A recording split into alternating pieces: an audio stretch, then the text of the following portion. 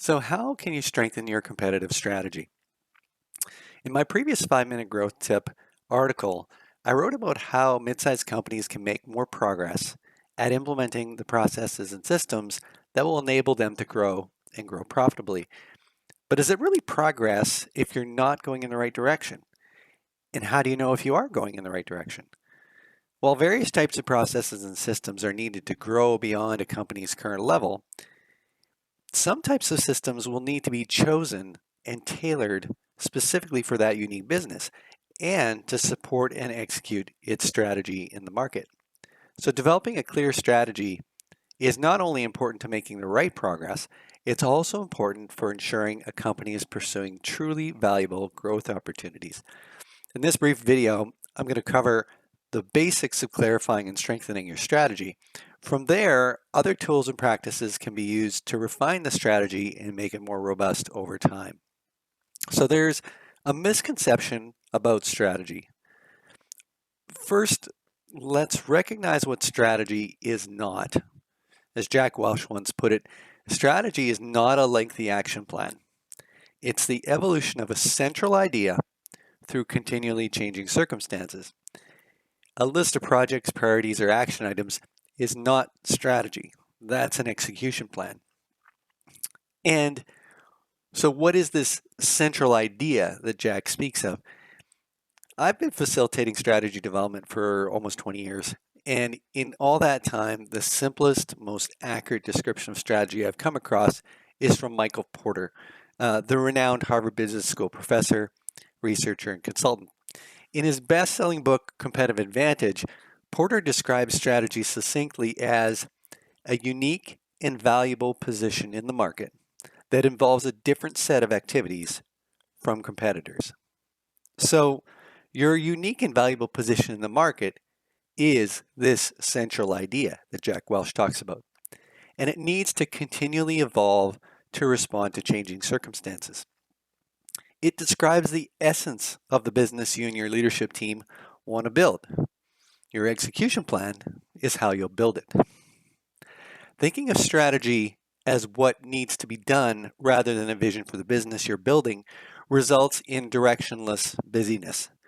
Imagine building a house with no clear blueprints. How confusing would that be? It's the same with a company. And it's about being more than unique. Let's look at what Porter calls a position in the market. Put simply, this is about how your offering compares to competitors who offer the same or similar products or services. In the Scaling Up system in the 7 attributes of agile growth, we use the term differentiation. For most business leaders like myself, it's been drilled into our heads that our business needs to be unique. Porter confirms that this is important for positioning. But why? To create customer loyalty. If our customers can only get our unique twist on a product or service from us, and they can't get it from our competitors, they'll keep coming back. Hence the more traditional terms used for differentiation, including unique value proposition, unique selling proposition, unique offer, competitive advantage. They all essentially mean the same thing, a brief statement that describes how our product or service is or will be unique from our competitors. One example is Southwest Airlines. While they provide air travel services like so many other airlines, they have clear differentiation, which is captured in their brand promise, which is low fares, lots of flights, and lots of fun. This is unique in the American airline business. Yet Porter's definition means our differentiation needs to be more than just unique. It also has to be valuable. And valuable to who? Customers. So with this, we have to get focused. It can be tricky because what's valuable to one type of customer is not necessarily valuable to another. To make our differentiation valuable to a customer, we first need to know who that customer is. Once we're clear on who that customer is, we can define our differentiation and then design our different set of activities, as Porter puts it, to consistently deliver that unique positioning. Note that if we're to do things differently than competitors to deliver on our differentiation for a specific type of customer, the number of different types of customers we serve has to be pretty small, because doing things in a number of unique ways that are each valuable to different types of customers becomes truly unprofitable, if not impossible, without sufficient scale. So for many companies, especially mid-sized companies, that often means focusing on one type of customer. We call them our core customer. So how do we identify our core customer? We examine our best customers, the ones who are the most profitable, the most loyal, the most likely to refer, the ones who pay on time. Those are our core customer. In addition to knowing who our core customer is, we have to know what our core customer needs. This enables us to then define differentiation that will be valuable to them. Without understanding our core customer's needs, we're just guessing about that. With clarity about who our core customer is and what they need and what differentiation would then be valuable to them, we also want to make sure we can deliver on that differentiation. Maybe we aren't fully set up right now to deliver on, but we need to examine if we can get there. Regardless of our differentiation, those unique activities needed to deliver it need to be doable. If not, when we market our offering based on that differentiation, we'll be making a promise to customers that we just can't keep. And customers will be disappointed. They'll become less loyal rather than more loyal over time. We also want to look at our sandbox. The sandbox defines what specific products or services we're going to offer, where we're going to sell them, and through who. Is it through direct sales, online, through distributors, affiliates, retail? The sandbox framework encourages us to proactively think through where our focus for growth needs to be over the next 3 to 5 years. It also encourages focus by proactively deciding to avoid certain products, geographies, and distribution channels that will distract us from the ones we should be focused on. We may even choose to discontinue some that we have right now.